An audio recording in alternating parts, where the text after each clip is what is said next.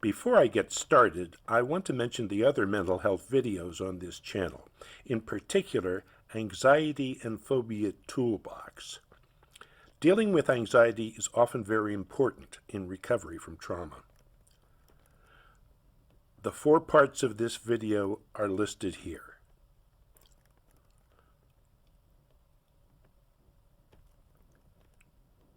Trauma can be unpredictable. In a matter of seconds, a quiet, peaceful town can be devastated by a tornado. Trauma can be predictable. A student, disappointed with recent test scores, faces the possibility of academic probation, the threat of being expelled from the university. From one day to the next, the fear gets worse. Trauma can change the way we see things. There can be a loss of illusions. A sense of security can be shattered. Trauma can also result in false ideas about the world and about ourselves. Dealing with those false ideas, seeing possibilities in a situation that seems hopeless, and getting back self-confidence is very important. Trauma affects different people different ways. Trauma can lead to a crisis, but many people have symptoms that go away in a few days or a few weeks, with or without professional help. A crisis may or may not lead to an illness. An illness can be mild, moderate, or severe. This video is about ways to minimize the harm of trauma and work for the best possible outcome. With any trauma, the best outcome is gaining a strength that wasn't there before the trauma. Survivors of trauma often find that they have become stronger, more resilient, and better able to deal with their problems. Traumatic stress and post-traumatic stress disorder have symptoms that are similar.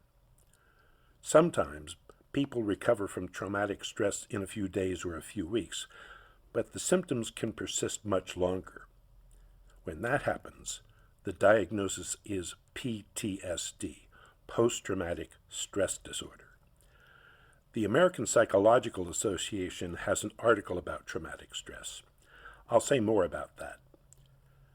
Some trauma experts recognize what they call CPTSD, complex post-traumatic stress disorder, a type of PTSD that's often the result of an unhappy childhood or domestic abuse. There's a book with information about this, The Body Keeps the Score by psychiatrist Bessel van der Kolk, the founder and medical director of the Trauma Research Foundation. I'll say more about that book, which has information about all the treatments shown to help with the effects of trauma. Articles and books tell us about resources for helping people who have experienced trauma. A closer look at this information shows us that what's available can be very different from what's ideal. People looking for help are sometimes disappointed. This map shows coverage of the core Medicaid services for crisis intervention in the year 2022. Only the states shown in dark blue had all 3 services. The states shown in orange had none. In some countries, it's even worse. The services called hotlines or helplines can be important. Also, support groups and articles and books with facts about recovery and stories about people who have gone through traumas. When I say stories, I mean novels and also books with the stories people have told about their own experiences. Again, the quality of help varies. In the following section, 4 aspects of recovery, I tell you about good resources and ways to evaluate resources. If you're suffering from the effects of trauma, remember these 3 things. Don't isolate yourself. The American Psychological Association article, How to Cope with Traumatic Stress, is available online and it's very helpful. The article says, identify friends or family members for support. If you feel ready to discuss the traumatic event, you might want to talk with them about your experience and your feelings. You can also ask loved ones to help with household tasks or other obligations to relieve some of your daily stress. Sometimes people who have gone through trauma are reluctant to reach out because of a suspicion of others or a feeling that being dependent on someone is being weak, which is shameful. And yet, becoming independent is sometimes the result of being dependent on someone else. Make the best use of whatever is available. Good crisis intervention resources are not available everywhere. That means that self-help can be very important. Psychiatrist Carl C. Bell says you can't do everything in a psychiatrist's office in an hour. You've got to do some homework. Of course, it makes sense to look for the best self-help. I'll say more about that. The Body Keeps the Score by psychiatrist Bessel van der Kolk is one of the 6 books for trauma listed in my video Anxiety and Phobia Toolbox. Section 5 of the book, Paths of Recovery, has 8 chapters about the different ways that effects of trauma are treated. Dr. van der Kolk says there is no one treatment of choice for trauma. Make the best use of whatever is available. If a therapist doesn't live up to your expectations, make the best use of what your therapist offers. If you learn so much as one useful thing from therapy, remember that and make use of it. Remember that you are a resource.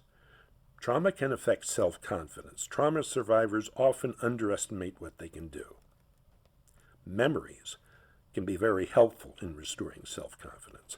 People whose lives have been changed by a disaster have memories of all the challenges they have faced, the hard times they've been through. Admission to a university is a matter of intelligence and hard work. A student worried about academic probation can remember experiences of high school, dealing with all the challenges there. Remember the challenges you have dealt with. Remember what you've accomplished. You are a resource.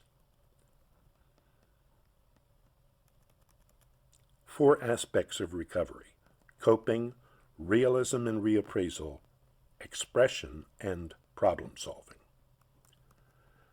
Coping methods are important in more ways than one. They help with the other aspects of recovery. For example, they help with problem solving. Thinking calmly about a problem is the best way to solve the problem. What's more, careful thinking quiets our fear. Psychiatrist Robert Levine has a very good article about this. Therapist Edmund Bourne says that simple relaxation methods are important. As Robert Levine says, relaxation with slow breathing and careful thinking quiets our fear. There are details about these ideas in my video, Anxiety and Phobia Toolbox. The video focuses on breathing and body awareness. Focus on the body's tensions. Dialectical behavior therapy, which helps people with serious mental health problems, recommends a breathing method for moments of crisis. Breathe gently with the belly, feeling it swell as you inhale. The exhale is slightly longer, 5 seconds for the in-breath and 7 seconds for the out-breath.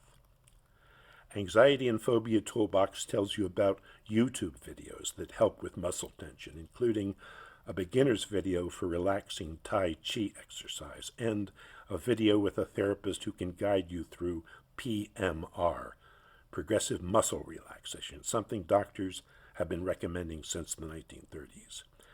Anxiety and Phobia Toolbox has information about using PMR safely.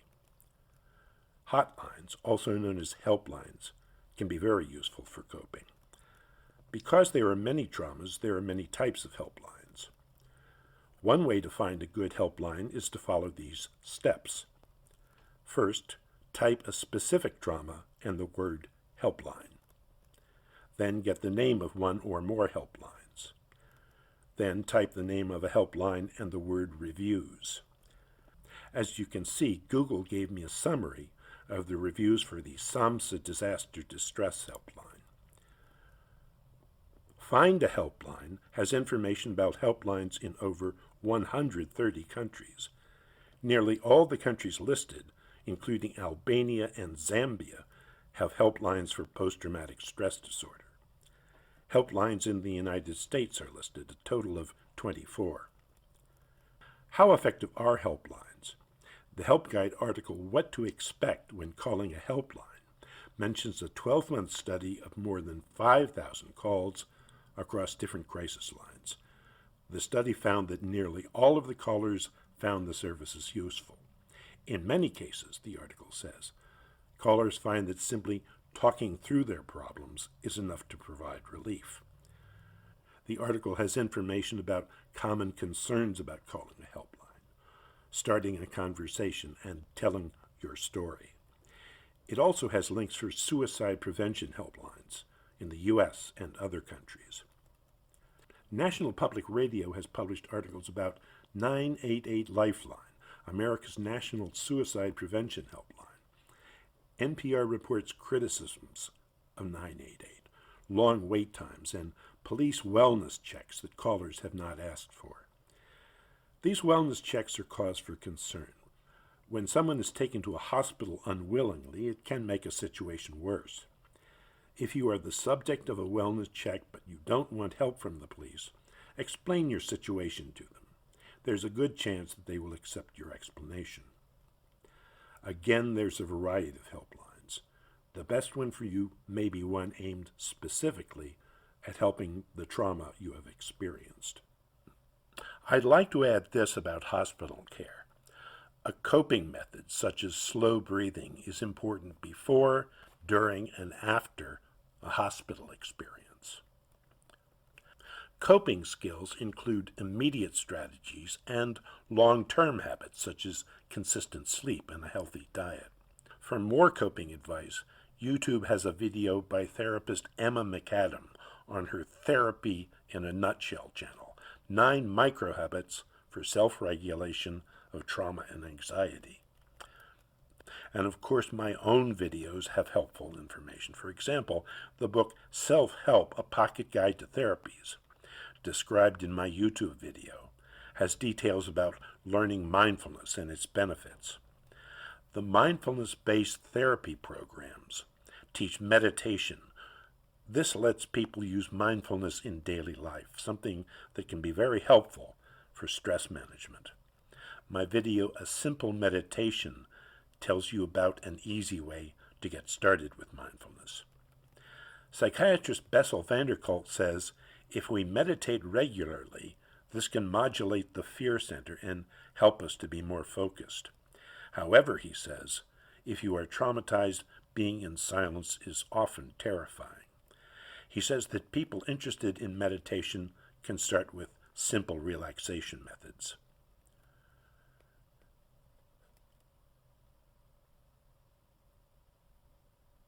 Traumatic stress can make it seem that the world has been turned upside down. It can also change the way we see ourselves. It helps to see things the way they are, replace false ideas with the truth. Another thing that helps is looking at a truth that seems bad in a more positive light. That's called reappraisal. Seeing things realistically means seeing our strengths, not just our limitations. As I said, memories help trauma survivors to get back their self-confidence. I Can't Get Over It, A Handbook for Trauma Survivors, is one of the 6 books for trauma survivors listed in the Anxiety and Phobia Toolbox video. It has 7 chapters with advice for specific traumas, including domestic violence, natural disasters, and combat. It lists many resources, books, support groups, and agencies. The author, Aphrodite Matsakis, is one of the many therapists who recommend journaling. She says that journaling helps with the problem of self-confidence, helps people to overcome the sense of helplessness that often comes with trauma. A sense of safety, says Dr. Matsakis, is very important. That means feeling physically safe and also feeling safe with our thoughts. She says that journaling helps with something important, remembering the difference between thoughts and actions. Thoughts are not actions. Our thoughts, whether they are realistic or not, don't hurt anybody. Author and educator Clay Drinko talks about writing as the first step in a process of recognizing unhealthy thinking habits and replacing them with better habits. His article, Cognitive Restructuring and How to Think Clearer, lists 10 types of distorted thinking and ways to correct them. People can learn to notice an unhealthy thought when it occurs and replace it with a thought that helps. Trauma survivors often benefit from the stories of people who have gone through the same thing. Authoritative Guide to Self-Help Resources in Mental Health has lists of autobiographies, novels, and motion pictures recommended by professionals, with ratings that tell you what the professionals think are best. If you want to buy a copy of this very useful book, I suggest finding an affordable used copy. You can get one with Amazon. People can benefit from expressing their thoughts and feelings. A good support group can be very helpful. Help Guide has an excellent article about support groups. The article tells you about the red flags of an unproductive group. If something feels off, the article says, it probably is.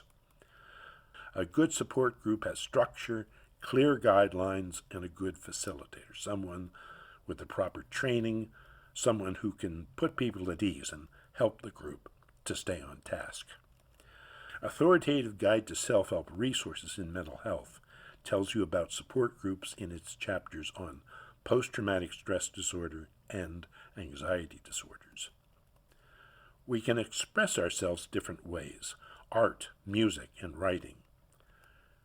There's encouraging evidence for expressing thoughts and feelings by writing. In 1986, psychologist James Pennebaker published the results of a study he did with students at his university. 2 groups wrote for 4 days, 15 minutes a day. Students in one group wrote about their memories of painful experiences. Students in the other group wrote about things in their daily lives, things that did not bother them. The results were very surprising. In the months that followed, students in the expressive writing group showed significant improvements in their physical health. The students who wrote about their daily lives went to doctors with complaints about their physical health far more often than the students who had written about their traumas. A group of students who did not take part in the experiment also had more visits to the doctor. Pennebaker's book, Expressive Writing, Words That Heal, tells you how to use this simple writing method and other forms of writing, such as storytelling and poetry. The book describes 6 writing exercises. It suggests doing the exercises in the order listed here, one exercise building on the one before, a writing experience of 6 weeks. The people most likely to benefit from expressive writing are those who find it difficult to talk about their feelings. Men are more likely to benefit than women. If you're interested, there's a lot of advice about problem solving online, articles about steps people use for solving problems. I'd like to focus on 2 important principles. I'll share a quote from one of the all-time great problem solvers, a scientist named Hermann von Helmholtz. That's a statue of him at a university. He explained the way he solved problems. He said, "Solutions never come to me at my work table. I study a problem carefully, then put it aside. The solution comes to me later, often while I'm walking through the woods on a sunny day." The quote shows you the 2 principles. Studying a problem carefully means getting information from reliable sources. Walking away from a problem, going for a walk on a sunny day, is an example of looking at the problem from a different point of view. If someone gives you information about your problem, 2 important questions are, is the person an authority on the subject, and is what the person says backed up by other authorities? That goes for AI. AI chat is not the ultimate authority. It doesn't always provide good information. If you use AI chat, think of it as just one source. Find experts who back up what it says. The more evidence you have, the better. If someone says, I need a job that's completely different, a career counselor can help. One way to find a career counselor is with the Psychology Today online feature that gives you information about counselors in your area. By the way, Psychology Today online also has information about mental health professionals in your area. How do we find an article or book that's helpful?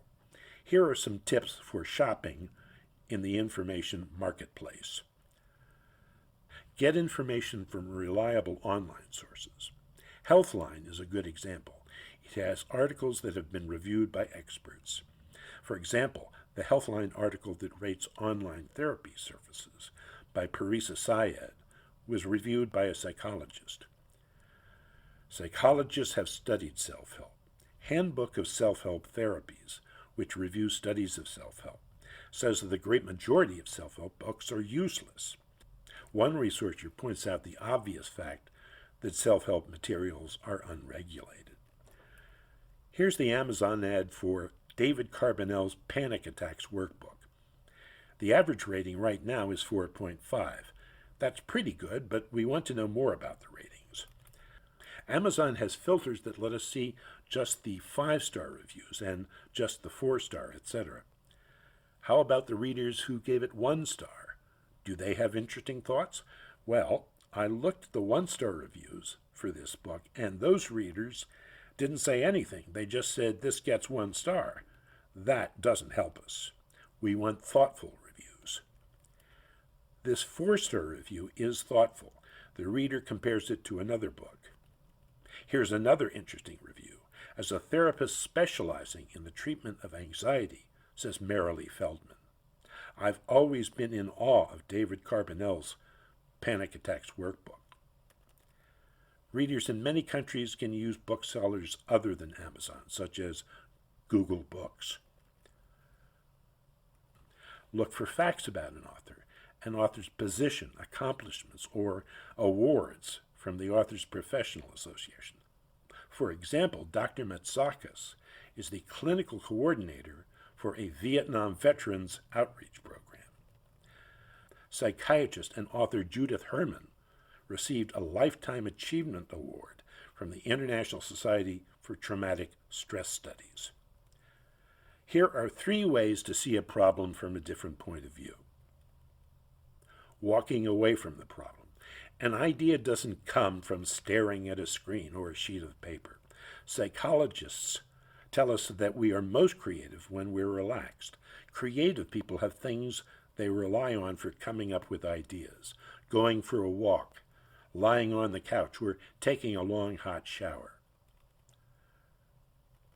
Brainstorming is coming up with lots of ideas without judging them, then sorting out what's best. You can do this alone or with another person. 2 heads are often better than 1. Our mental strength and creativity is greatest in the early morning. There's a popular journaling method called morning pages.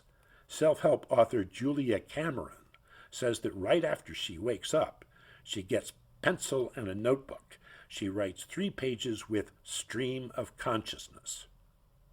Stream of consciousness. That's writing random thoughts, whatever pops into your head at the moment. One of the most interesting things I know about this is a New York Times article, What's All This About Journaling? The author of the Times article says that she has been very happy using this method. She says that it helps her with solving problems. A very popular self-help book, Atomic Habits by James Clear, suggests the inversion method for problem solving. To find out what makes the situation better, ask yourself what would make it worse. Knowing that, says Clear, suggests that doing the opposite would make the situation better. For example, eating junk food, things that have a lot of fat or a lot of sugar, makes us feel worse. Junk food gives us a temporary high that's quickly followed by a lack of energy and low spirits. Cutting the junk food out of our diet makes us feel better. Trauma survivors often find that they have gained from their painful experiences. Throughout recovery, there can be a hope. Hope for becoming stronger, more resilient, and better able to deal with any challenge.